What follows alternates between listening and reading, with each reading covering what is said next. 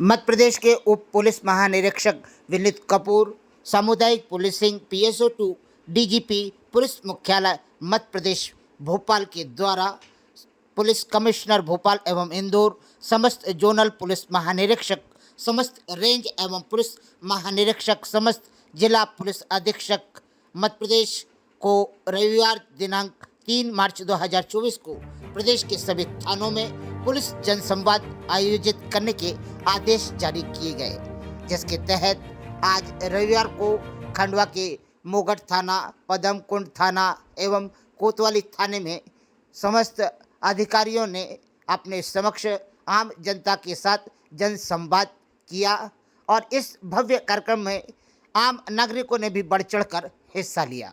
मध्य प्रदेश में मुख्यमंत्री का चेहरा बदलते ही कानून व्यवस्था भी चाक चौबंद हो गई है। वर्तमान में मध्य प्रदेश के मुख्यमंत्री मोहन यादव द्वारा विभिन्न संभागीय समीक्षा बैठकों में पुलिस द्वारा अपने क्षेत्र के गणमान्य नागरिकों से समय समय पर संवाद किए जाने हेतु दिशा निर्देश दिए गए हैं।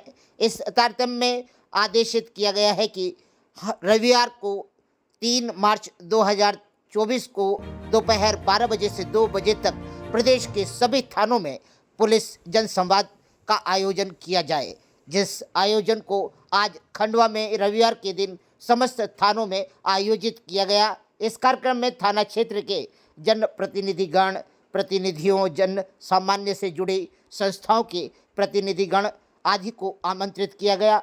इस जनसंवाद में आमंत्रित व्यक्तियों ने उनके निवास के क्षेत्र में सुरक्षा का वातावरण, पुलिस से अपेक्षा, सुरक्षा संबंधित समस्याओं एवं सुझाव की जानकारी प्राप्त की तथा पुलिस कार्यप्रणाली के बारे में उन्हें जहां पुलिस के वरिष्ठ अधिकारियों ने अवगत कराया, वहीं पर आम नागरिकों ने भी अपनी समस्याओं का समाधान इसी मंच पर ले डाला। वर्तमान में खंडवा के हर थाने पर जिस तरह से इस जन संवाद कार्यक्रम में आम नागरिक बढ़ चढ़कर हिस्सा ले रहा था, ऐसा लग रहा था कि आम नागरिक भी पुलिस व्यवस्था के साथ कंधे से कंधा मिलाकर साथ देने को तैयार है। मध्य प्रदेश के मुख्यमंत्री श्री मोहन यादव जी के आदेश पर जहां मध्य प्रदेश के समस्त थानों में आज रविवार के दिन जनसंवाद कार्यक्रम का आयोजन किया जा रहा है, वहीं पर थाना मोगट में एडिशनल SP महेंद्र तारणेकर जी के नेतृत्व में एवं पदमकुंड थाने पर CSP श्री अरविंद सिंह तोमर जी के नेतृत्व में एवं कोतवाली थाने में स्वयं SP वीरेंद्र सिंह जी के नेतृत्व में जहां इस जनसंवाद कार्यक्रम का आयोजन किया गया, वहीं पर आम नागरिकों ने अपनी बहुत सारी समस्याएं रखी, तो वहीं पर वरिष्ठ पुलिस अधिकारियों ने आम नागरिकों से सहयोग की अपेक्षा रखी। आइए आप भी सुने जनसंवाद कार्यक्रम के कुछ अंश। अब जो घुस गया है उसमें, उसके बाद हथियार भी हो सकते हैं, बंदूक भी हो सकती है, तमंचा, तलवार कुछ भी हो सकती है। आप तो नहीं जाए, बिना राइफल के जाता है ना वहाँ पर, उसके पास एक लट होता है घर, और वो जाता है, देखता है, फिर उसकी टीम आती है, सब कुछ होता है। तो पुलिस, आप देखिए मतलब कितनी वीरता है। या हम कॉलोनी की सच परिस्थिति में हम रैपिड एक्शन फोर्स को बुलाते हैं या SF को बुलाते हैं, लेकिन आमतौर पर जुलूसों में 20-25 पुलिस वाले होते हैं, जिस जुलूस में 5-10 हजार लोग होते हैं। 5-10 हजार लोगों को कंट्रोल करने की जिम्मेदारी 25 लोगों पर होती है। उनके पास कोई बंदूक राइफल नहीं होती, कुछ लोगों के पास एक सिंपल सा डंडा होता है, कुछ तो नियंत्रण ही होता है। लेकिन फिर के पास अगर होती भी है, अगर वरिष्ठ अधिकारी की अनुमति को चला भी नहीं सकते, लेकिन फिर भी जी पुलिस को, सही बात है, गुंडे बदमाशों को किसी परमिशन की आवश्यकता ही नहीं है। तो पुलिस सिर्फ अपनी वीरता, अपने साहस, अपनी दृढ़ता के आधार पर सारी चीजों को कंट्रोल करती है, जुलूस जलसों को, अपराधियों को भी कंट्रोल करती है और वरिष्ठ लोगों से को सम्मान भी देती है और प्रबुद्ध जनों से बात भी करती है। और इस तरह से पूरे क्षेत्र में, मतलब हीरो साहब आपके थाने में कितने लोगों का स्टाफ है? 35 लोगों का स्टाफ है साहब, और लगभग 1 लाख की आबादी को मोगट थाना कंट्रोल करता है। अब सोचिए, मतलब हर व्यक्ति पर पुलिस कितनी है? 1 लाख पर 5 बैठेगी ज्यादा से ज्यादा आपके पास। कॉलोनी में 10 जगह 20 जगह जहाँ गणेश जी बैठे हैं, वहाँ पर पुलिस वाला पहुँचता तो है, दिन में एक बार तो जरूर पहुँचता है। आप लोग भी ऐसा ना घर में शिफ्ट हो जाए, तो मैं इस मंच के माध्यम से माननीय मुख्यमंत्री जी से कहना चाहूँगा कि 200 एकड़ जमीन कलेक्टर साहब जो अभिषेक सिंह सर थे वो आवंटित करा के गए, तो मैं आप लोगों के माध्यम से कहूँगा अगर बटालियन यहाँ बन जाती है, क्योंकि इनिशिएटिव दिया है, तो उसमें सहयोग होगा जनता के लिए और आप लोगों को भी सहयोग मिलेगा जनता का। बस मेरी उनसे बातचीत थी। और बाकी ये जो डंपरों से आए दिन एक्सीडेंट हो रहे हैं उस पर कार्रवाई नहीं हो रही है, उसका मुझे खेद है। और जो माननीय मुख्यमंत्री जी को मैं देखा रहा हूँ आवेदन इस चीज़ का, तो उन्होंने लोग करेंगे जल्दी कार्रवाई। जय हिंद, जय भारत। चली जाए इसके लिए ध्यान रखें। हम खंडवा के लोग बड़े पीड़ित हैं। आसपास के जिलों में विकास हो गया, हमारी चीजें भी दूसरे जिलों में चली गई, जबकि हम योग्य थे, हम लायक थे, लेकिन हमारी धरोहरें छीन ली गई हैं। मतलब नर्मदा सागर डैम बना हमारे यहाँ, उसका सारा डूब क्षेत्र आया हमारे यहाँ, पानी गया खरगोन।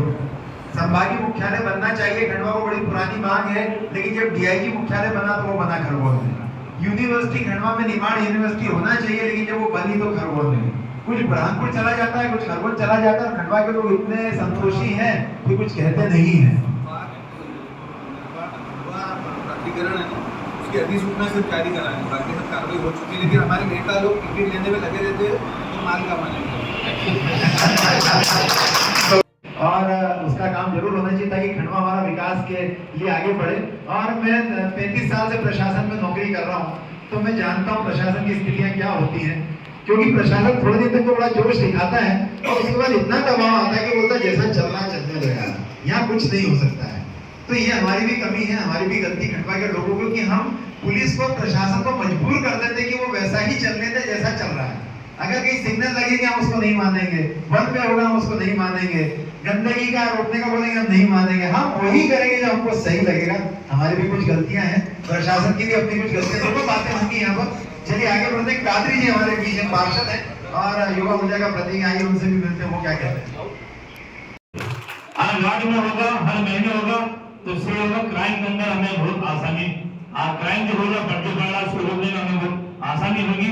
तो हर वार्ड में जब में पता चल जाएगा, हर महीने हर वार्ड में जब संवाद होता है, एडी सर एसपी साहब आते, एसपी साहब आते, लोग अपनी बात रखते हैं, मतलब बुराई को खत्म करने के लिए, क्राइम को खत्म करने की बात रखी जाती है, तो जो बदमाश जो होंगे, जो गुंडे होंगे, उनमें भय का वातावरण बन जाएगा। मेरे बच्चे के पास अमेरिका जाने का अवसर मिला, 4-5 माह में वहां रहा और वहां के वातावरण और वहां की व्यवस्थाओं से मैं अवगत हुआ। उसमें एक बात मुझे लगी कि वहां के जो रोड हैं यातायात के, उसके आजू बाजू जो वृक्ष होते हैं वो बड़े बुराईदार और बड़े तरीके सलीके के कटे हुए होते हैं, ताकि आने जाने वाले लोग, अगर तूफान वगैरह या कोई आंधी हवा चलती है तो उसमें उसके गिरने की संभावना नहीं होती और वो इस प्रकार की दुर्घटना वहाँ नहीं होती। तो मेरा कहना यह है कि यातायात विभाग के माध्यम से जो बड़े बड़े दरख्त सड़कों के किनारे हैं उनको छांट करके व्यवस्थित किया जाए। और दूसरा निवेदन ये था कि वहाँ सड़कों के जो ऊंच नीच नहीं होती, हमारे यहाँ कुछ सड़कें ऐसी हैं जो नीचे है, कुछ ऊपर है, कुछ गाड़ियां नीचे उतर जाती हैं तो वो ऊपर चढ़ाने के लिए मजबूर नहीं हो पाते। कुछ लोग ऐसे हैं जो सड़क पर चलते हैं तो नीचे नहीं उतर पाते क्योंकि गड्ढे ज्यादा होते हैं जिसका भराव नहीं होता, तो इसलिए भी जो है यातायात में बाधा होती है और अक्सर दुर्घटनाएं होती हैं। तो मेरा ये भी एक कहना है कि जो सड़कों के किनारे जो एक खांचे बने हुए हैं जिसकी वजह से लोगों को नीचे उतरने में, ऊपर चढ़ने में तकलीफ होती है, उसको नहीं तो मुरम के माध्यम से अगर भर दिया जाए तो हमारे मध्य प्रदेश के यशस्वी मुख्यमंत्री श्री मोहन यादव के आदेश पर जहां मध्य प्रदेश के समस्त थानों में जन संवाद कार्यक्रम का आयोजन किया गया, वहीं पर खंडवा के तीनों थानों में, थाना मोगट, थाना पदमकोट, थाना कोतवाली में जन संवाद कार्यक्रम में जहां आम नागरिकों ने बढ़ चढ़कर हिस्सा लिया, वहीं पर अनेकानेक प्रतिभाएं और अनेकानेक विचार भी इस तरह के आए कि जिसे अधिकारियों को भी और आम नागरिकों को भी सहमति देनी पड़ी।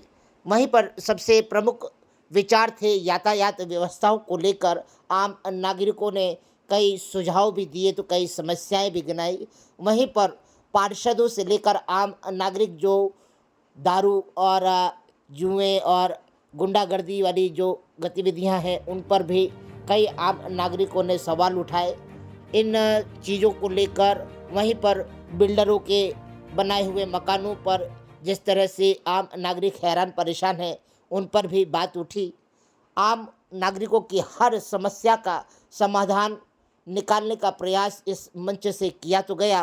और जो समस्याओं के समाधान नहीं हुए उन्हें आश्वस्त किया गया कि जल्द से जल्द निराकरण किया जाएगा और ऐसे संवाद यथावत आने वाले समय में होते रहेंगे। खंडवा में आयोजित इस जन संवाद कार्यक्रम में सीएसपी अरविंद सिंह तोमर ने क्या कहा आप सुने और आम नागरिकों ने क्या सुझाव दिए और क्या समस्या गिनाई आपके सामने प्रस्तुत है अभिनव भारत न्यूज़ के माध्यम से। पधारे हुए अतिथिगण में पुलिस परिवार की ओर से बहुत बहुत स्वागत अभिनंदन करता हूँ। आप सभी यहाँ पधारे। इस स्वागत की इस कड़ी में मैं थाना प्रभारी हर्ष से अनुरोध करूँगा कि वो हमारे पधारे हुए अतिथियों का वेलकम करें, स्वागत करें। गोपी शर्मा का स्वागत,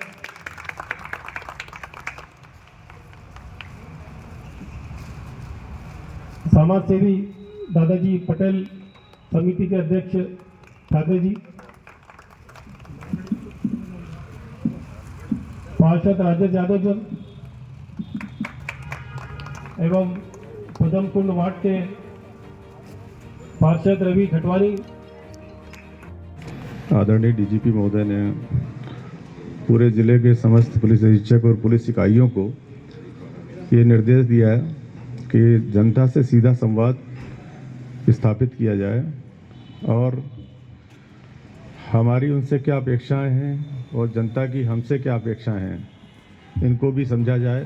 साथ ही साथ जो आज के समय में अपराधों के संदर्भ में जो ज्वलंत मुद्दे हैं, यातायात के संबंध में जागरूकता पैदा करना, साइबर धोखाधड़ी के संबंध में आप लोगों को जागरूक करना, इस संबंध में उन्होंने निर्देश दिए हैं कि जनता से सीधा संवाद किया जाए और आपके सुझाव भी सादर आमंत्रित हैं। आप जो भी सुझाव हमें देंगे हम उनको कोशिश करेंगे कि हमारी कार्यप्रणाली में उनको शामिल करें और अमल में लाएं। अब पुलिस का जो सामान्य कार्यप्रणाली जो रहती है वो ये है कि हमारी यूनिट में पुलिस अधीक्षक, अतिरिक्त पुलिस अधीक्षक, नगर पुलिस अधीक्षक, थाना प्रभारी, सब इंस्पेक्टर, एएसआई, हवलदार और आरक्षक और महिला आरक्षक, इस स्तर को हमारा एक हमारी हायरार्की है, मतलब शिखर से लेकर के बॉटम टॉप तक जिले में है। और हमारा मूल उद्देश्य, हमारा वर्क है वो है अपराध की रोकथाम और कानून व्यवस्था की स्थिति को संभाल के रखना। समस्याएं कहीं ना कहीं आती जाती हैं, चाहे वो सांप्रदायिक हो, जाति हो या अन्य तरह हो, ये सब चीज़ें कानून व्यवस्था में आ जाती हैं। चोरी, डकैती, लूट, एक्सीडेंट, विवाद, ये सब चीज़ें अपराध रोकने के हमारे कार्य में शामिल हो जाता है। अब हम जनरली जो कार्यप्रणाली हमारी, जैसे आप आए और आपको सुना गया, सुनने के आधार पे ये तय किया गया कि आपकी समस्या क्या है, आपकी व्यथा क्या है और उस व्यथा को कैसे सुलझाना है। तो उस स्तर पर हम लोग कोशिश करते हैं कि छोटा मोटा मामला है तो हम असंज्ञेय अपराध की रिपोर्ट दर्ज करते हैं, जिसको हम लोग अदम चेक बोलते हैं। उसमें हमें सीधी कार्रवाई का अधिकार नहीं रहता है। आप लोगों को जिसको हम अदम चेक देते हैं वो न्यायालय में जाए और सीधे परिवाद प्रस्तुत करे। दूसरा होता है संज्ञेय अपराध। तो संज्ञेय अपराध में मारपीट और धोखाधड़ी और गंभीर मारपीट और एक्सीडेंट, हर तरह की दुर्घटनाएं, ये सब चीज़ें उसमें शामिल रहती है। लघु अधिनियम भी शामिल रहता है उसमें। कई तरह के वैसे अपराध होते हैं, जैसे उद्योग में कोई अपराध हो गया या शराब का कोई अपराध हो गया। ऐसे कई उद्योग, मतलब कई लघु अधिनियम है। हमारे यहाँ कम से कम 400 से अधिक लघु अधिनियम है, जिनके बारे में जनता को या हमें भी नहीं ठीक से पता रहता है। हमें वही प्रचलन में जो चीज़ें आती हैं, वही धाराएं, वही अधिनियम हमारे हमें ज्ञात रहता है। और भारत में तो बहुत विस्तृत कानून बने हुए हैं, जिनकी संख्या ही करीब 1000 के आसपास है, मतलब मेजर कानून की। आईपीसी तो अलग है, आईपीसी में 511 धाराएं अभी हैं और अब बढ़कर 572 होने वाली हैं। तो हम लोग जैसे संज्ञेय अपराध आया तो उसकी विवेचना करते हैं और पाते हैं कि अपराध है तो उसका अभियोजन करते हैं और न्यायालय में प्रस्तुत करते हैं उसको, और न्यायालय फिर जो भी उसमें उचित निर्णय ले। लेकिन ऐसा नहीं है कि हम हर मामले में अभियोजन करते हों। हम पाते हैं कि मान लो गलत सूचना दी है अधिकारी फरियादी ने और उसने फंसाने की तरह से कुछ किया है, तो उसमें हम खारिजी भी काटते हैं, मतलब अपराध का नहीं होना भी बताते हैं। आपने रिपोर्ट तो कर दी है और चोरी करी भी है, निसंदेह आरोपी अज्ञात हैं, लेकिन कई बार हम उनको पकड़ नहीं पाते, हम सफल नहीं हो पाते हैं। हमारी सफलता का प्रतिशत चोरी और नकदजनी में कम रहता है, तो हम लोग उसमें खात्मा कर देते हैं। खात्मा का मतलब ये होता है कि फिलहाल हम नहीं पकड़ पाए हैं, भविष्य में कभी पकड़ लेंगे तो उसका अभियोजन हम लोग करेंगे। तो ये एक सामान्य कार्य प्रणाली है। दूसरा जो वीआईपी ड्यूटी, जिसको कानून व्यवस्था की ड्यूटी होते हैं, उस पर वीआईपी ड्यूटी भी हमारी शामिल रहती है। जैसे कि कोई विशिष्ट जनप्रतिनिधि या विशिष्ट पदाधिकारी जो संविधान के दायरे में आते हैं, जैसे राष्ट्रपति हैं, प्रधानमंत्री हैं, उपराष्ट्रपति हैं, मुख्यमंत्री जी हैं, मंत्रीगण हैं, इवन सांसद और विधायकगण भी, जिनको प्रोटोकॉल के तहत जो भी सुविधा उन्हें मिली हुई है, तो ये हमारी वीआईपी ड्यूटी में शुमार होती है, जिसको कानून व्यवस्था की ड्यूटी बोलते हैं। इसके अलावा जितने भी प्रकार के जुलूस, जलसे, समारोह, बड़े कुश्ती उश्ती इस तरह के प्रोग्राम, कोई बड़ा प्रोग्राम इस तरह होता है, तो वहाँ भी हमारी उपस्थिति रहती है कानून व्यवस्था को बनाए रखने के लिए, यातायात को बनाए रखने के लिए, ताकि वो कार्यक्रम बहुत ही सुलभ और व्यवस्थित तरीके से संपन्न हो सके। आमतौर पर यातायात के बारे में हम लोग बहुत ज़्यादा गंभीर नहीं रहते हैं, और इस गंभीरता के कारण कई बार ऐसे दुर्घटनाएं हो जाती हैं जिसमें कि अकाल असमय किसी का देहावसान हो जाता है। मैं यातायात के बारे में आज थोड़ा सा और फोकस डालूंगा आपको, फिर मैं आप सभी को आमंत्रित करूंगा, जो भी विचार आप लोग व्यक्त करना चाहेंगे उनको आत्मसात करेंगे। भारत में प्रतिवर्ष 4,61,000 दुर्घटनाएं होती हैं यातायात की। इतनी दुर्घटनाओं में मरने वालों की संख्या 1,68,451, ये प्रतिवर्ष इतने आदमी दिवंगत होते हैं। प्रति घंटे 53 दुर्घटनाएं होती हैं और 19 आदमी काल कवलित हो जाते हैं। तो ये एक बहुत ही बड़ा आंकड़ा है। और मैं आपको ये बताऊं कि 18 से लेकर 45 साल की उम्र के बीच में जो मरने वालों की संख्या है वो 66% है, और 18 से या 45 के बीच बताया मैंने, 18 से 45 के बीच में मरने वालों की संख्या जो एक्सीडेंट में होती है उनका परसेंटेज 66 आता है। 18 से 60 जो कि वर्किंग मतलब कामकाजी लोगों का समय है, 18 से पहले लोग शिक्षा प्राप्त करते हैं और 60 के बाद लोग रिटायर हो जाते हैं। तो कामकाजी जो समय है इसमें मरने वाले जो एक्सीडेंट मरते हैं उनकी संख्या 80% है। तो हम ये समझ सकते हैं कि कामकाजी लोग जो 18 से 60 वर्ष के बीच की अवधि के अंदर हैं, वो निश्चित ही किसी परिवार का बड़ा आधार होता है आर्थिक रूप से उपार्जन करने का। और जब वह खत्म हो जाता है तो आप सोच सकते हैं कि उसके परिवार पर क्या बीतती होगी। ये तो तय है कि ईश्वर सबको देता है शक्ति संभलने की, लेकिन एक जो आधार होता है आदमी का और एक जो सपना होता है भविष्य के प्रति उसका प्लानिंग करने का, वो सारे टूट जाते हैं, एकदम धराशायी हो जाते हैं। और इसका सबसे बड़ा जो रीज़न है, जो दुर्घटनाओं में जो सबसे परसेंटेज दिया गया है कि सबसे बड़ा परसेंटेज किन कारणों से दुर्घटना होती है, तो वो है ओवर स्पीड। अधिक तेज गति से गाड़ी चलाने से 77% दुर्घटनाएं होती हैं। भारत में 13% से अधिक दुर्घटनाएं, जो 100% का आंकड़ा है देश में, वो तमिलनाडु का है, और दूसरे नंबर पर मध्य प्रदेश से 11.8% सड़क दुर्घटनाएं मध्य प्रदेश में होती हैं।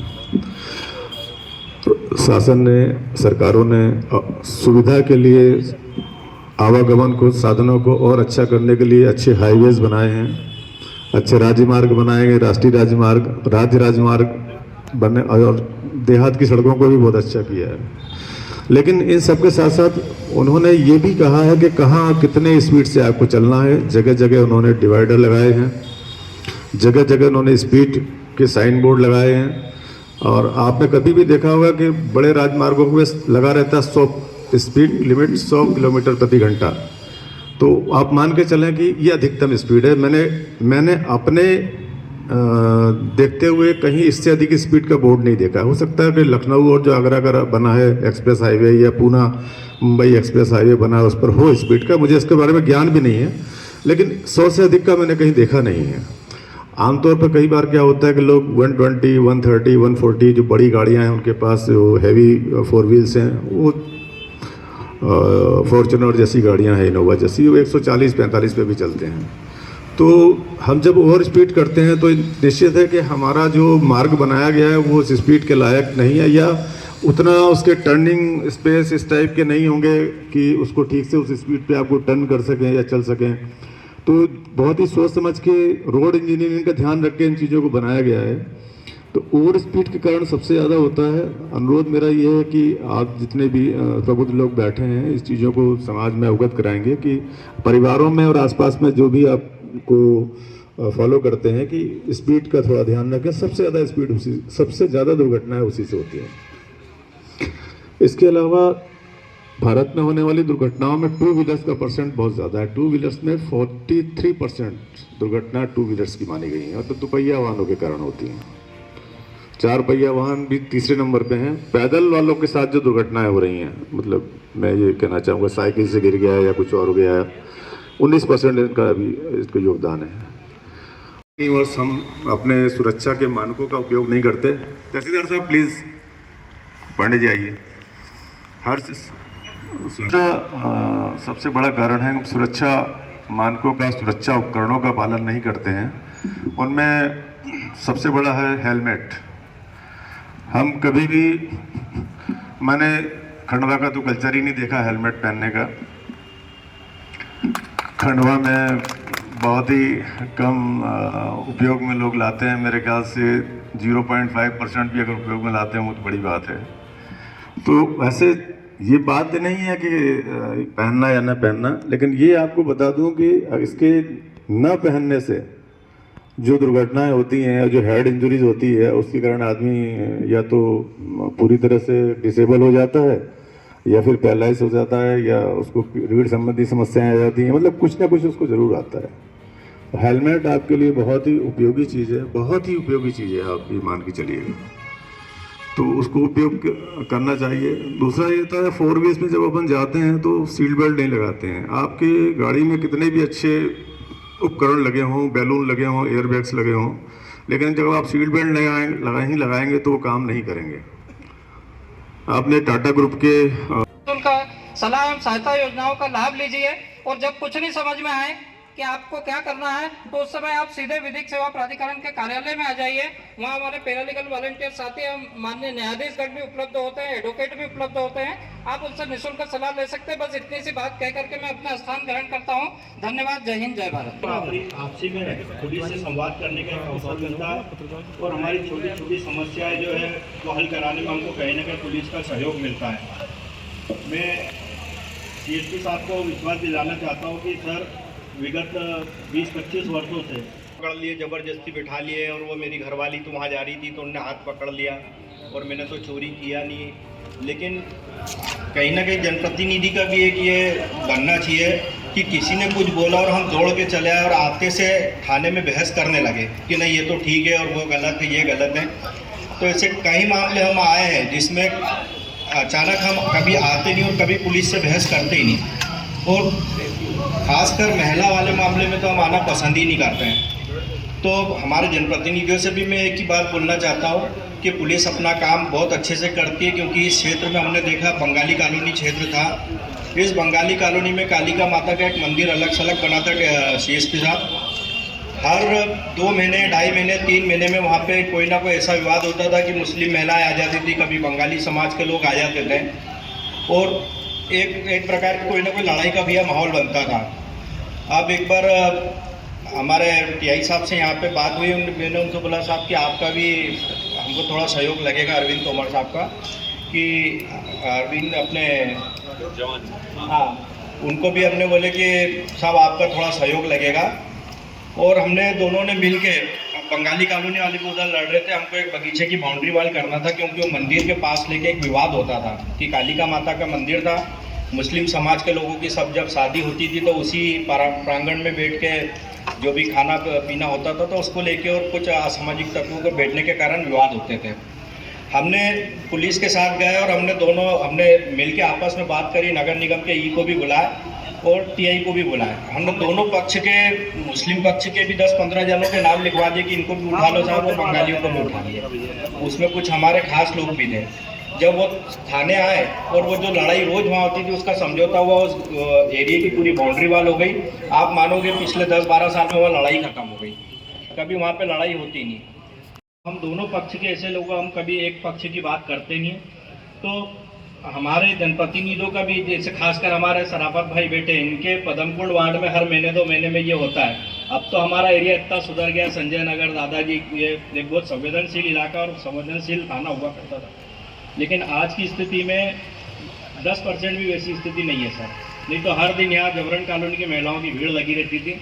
तो सर आप बहुत अच्छा काम कर रहे हैं और पुलिस हमेशा जनता के हित में काम करती है। मेरा एक निवेदन सर आपसे है, CSP साहब, मैं एक शिकायत भी करना चाहूँगा और मेरा एक निवेदन भी है कि हमारे क्षेत्र में, इंडस्ट्रियल एरिया क्षेत्र में काफ़ी खुला क्षेत्र है। कुछ जगह अवैध शराब बिकती है, पान के ठेलों पे, और कुछ घरों में अवैध शराब बिक रही है। और खुला क्षेत्र होने के कारण वहाँ पे जो मजदूर बाहर की लेबर वगैरह आती है, कोई तमिलनाडु से आ रहे हैं, कोई उत्तर प्रदेश से आ रहे हैं, कहीं बिहार से आ रहे हैं, तो छोटे मोटे वहाँ पे वो दारू पीते, मैदानों में पत्ते खेलते हैं, महिलाएं अकेली जाती है, कई लोगों के साथ छेड़छाड़ भी होती है, लेकिन कुछ महिलाएं शिकायत करती नहीं। और सर इसी कारण नौकार नगर से स्मार्ट सिटी और आसपास के क्षेत्र में काफ़ी चोरियाँ 8-15 दिन से बढ़ गई है।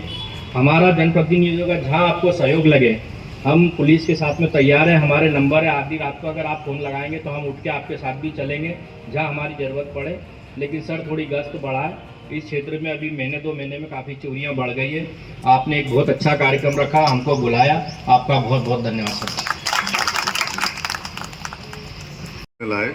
मैं आश्वासन देता हूं कि मैं अपने व्यक्तिगत प्रयास करूंगा, जो आपने बताया है, जिन बिंदुओं को आपने उठाया है समस्या के रूप में, उनके निराकरण के लिए हर संभव प्रयास करूंगा। आपने यहाँ हमें इस समस्या से अवगत कराया है, इसके लिए भी आपका बहुत बहुत शुक्रिया। अब उद्देश्य पुलिस और जनता के आपसी संबंध, सौहार्द, विश्वास को बनाना, सुधारना। हालांकि आज की समय में देखा जाए तो पुलिस के अंदर भी अब चूँकि कांस्टेबल लेवल के ऊपर भी काफ़ी हाई क्वालिफाइड बंदे आ रहे हैं, तो पुलिस का व्यवहार वैसे ही काफ़ी कुछ सुधर चुका है पुराने समय की तुलना में, लेकिन अभी काफ़ी कुछ सुधार की ओर ज़रूरत है। ज़्यादा तो नहीं बोलना चाहूँगा, दोनों पक्षों के लोगों ने अपने अपने पक्ष की सब बातें कही हैं। एक तो स्पेसिफिक बातें हैं जो मैं सर को बताना चाहूँगा, जो हमारी जन समस्याओं से संबंधित है। एक समस्या तो ये सर कि बचपन से हम देखते आए हैं कि खंडवा शहर के अंदर जब हम छोटे थे तो शुरुआती साल में सांप्रदायिक तनाव के चलते हुए मार्केट पुलिस 11 बजे बंद करवा देती थी, जो आज तक वो प्रथा चालू है। आगे चल के कुछ सट्टे वाले, जुए वालों के कारण कि भाई रात के 12 बजे कल्याण का और इनका रेल्ट आता है तो वो रुके, उसके चक्कर में बंद हो रहा है। फिर कोविड के चक्कर में बंद हो रहा है। अब ये तो नहीं मालूम है कि ये 11 बजे मार्केट बंद करवाने का जो प्रावधान है वो कोई लॉ है या कोई एडमिनिस्ट्रेटिव ऑर्डर के तहत होता है, लेकिन उससे हम व्यापारी वर्गों को सर काफ़ी तकलीफ होती है।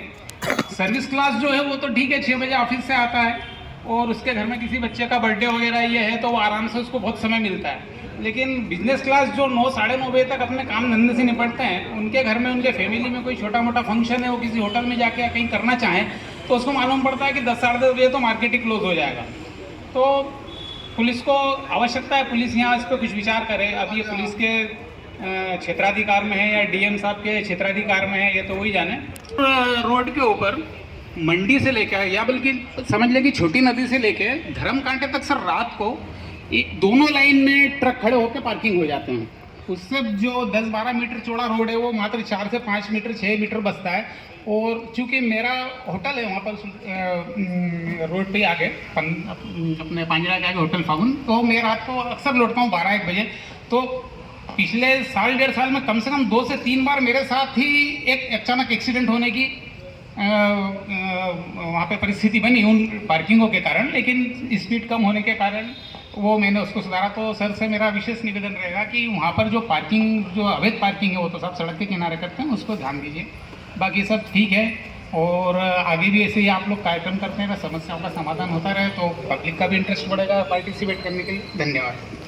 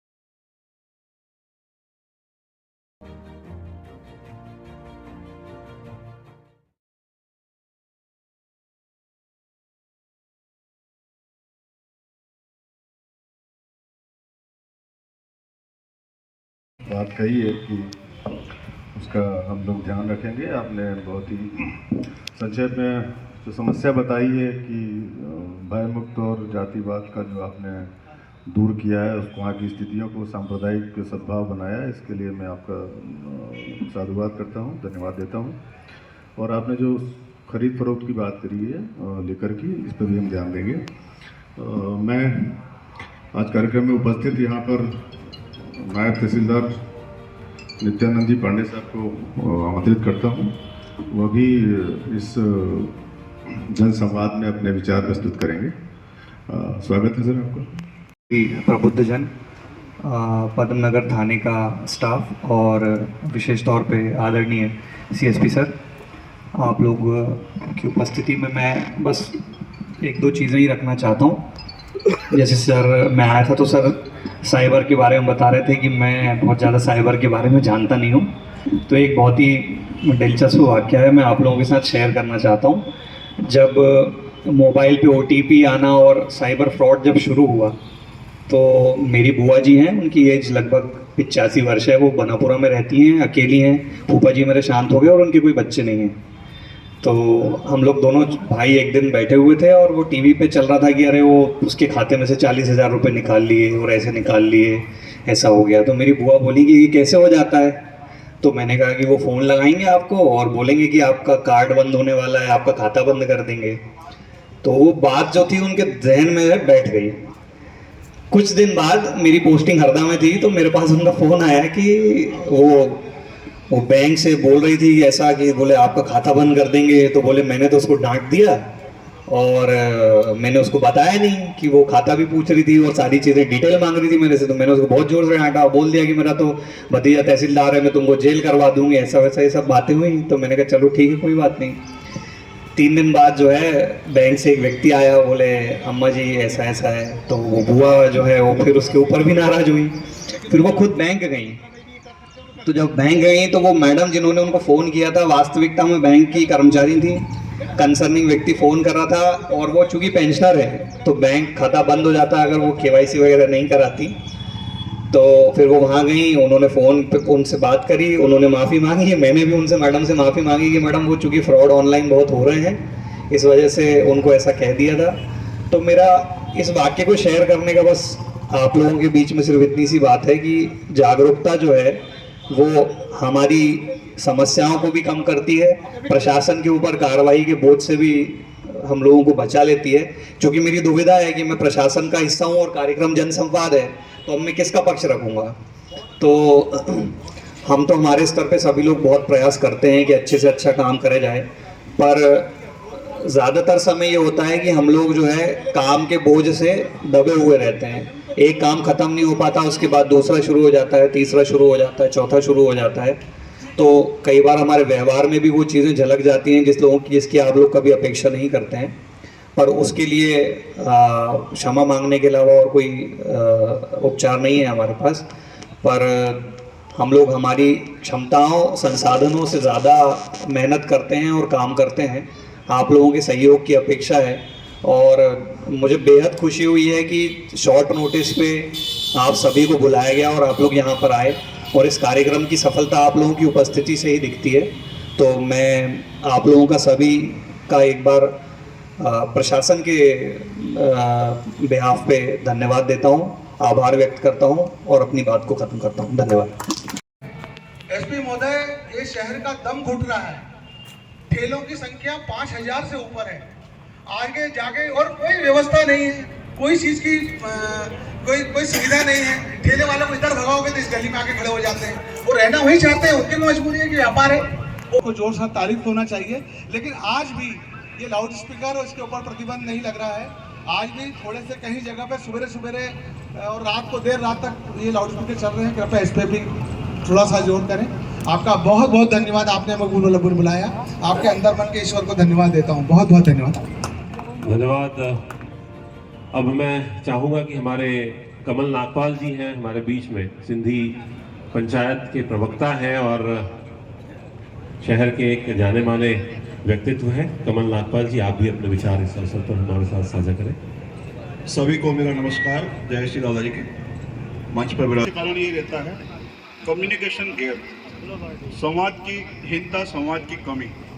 अगर संवाद नियमित रूप से होगा तो निश्चित रूप से किसी प्रकार की कोई गलतफहमी नहीं होगी और कोई भी अगर प्रश्न होगा, जिज्ञासा होगी तो उसका उत्तर मिलेगा। कोई भी बात ऐसी नहीं, दुनिया में ऐसी कोई समस्या नहीं जिसको बैठकर सुलझाया ना जा सके। मैं चाहता हूं कि जो पुलिस के प्रति मन में डर है इंसानों के, कई लोगों के, विशेषकर ग्रामीण इलाकों में या कम पढ़े लिखे लोग हैं, वो पुलिस के सामने जाने से कुछ डरते हैं। इस डर को हमें समाप्त करना चाहिए और वो तभी होगा जब इस प्रकार के जन संवाद कार्यक्रम होते रहेंगे। मैं आप सबको धन्यवाद देता हूँ, आपने मुझे बोलने का अवसर दिया। हमारे संदीप भाई बाल सखा हैं, उनको भी धन्यवाद। Thank you. धन्यवाद।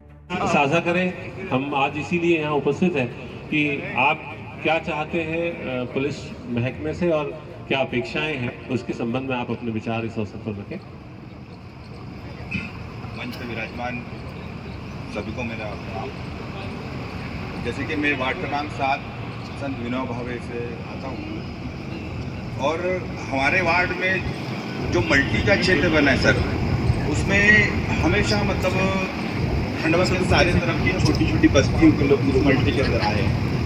पर जब से मेरे नावड़े जी से मेरी मुलाकात हुई, जो वहाँ पर चौकी इंचार्ज है, मैं रात को 12:30-1 बजे उनको फ़ोन लगाता हूँ, वो तत्काल मेरा फ़ोन उठाते हैं। वो बड़ी खुशी मिलती है कि वो मुझे इतना अच्छा रिप्लाई देते हैं और जो बताया हम लोगों को थोड़ा सा बढ़ा लें। और जो हम चोरियाँ जो होती हैं तो उसमें जो आदतन अपराध जो करते हैं तो उन पे ज़रा थोड़ा सा सर उनको टाइट करा जाए और उनके काम करा जाए।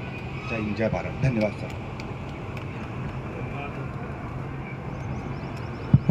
धन्यवाद पाठक जी। और अब मैं आमंत्रित कर रहा हूँ हरमिंदर सिंह जी हमारे बीच है लॉ कॉलेज से, और वे भी अपने विचार आज हम सभी के साथ इस अवसर पर साझा करना चाह रहे हैं।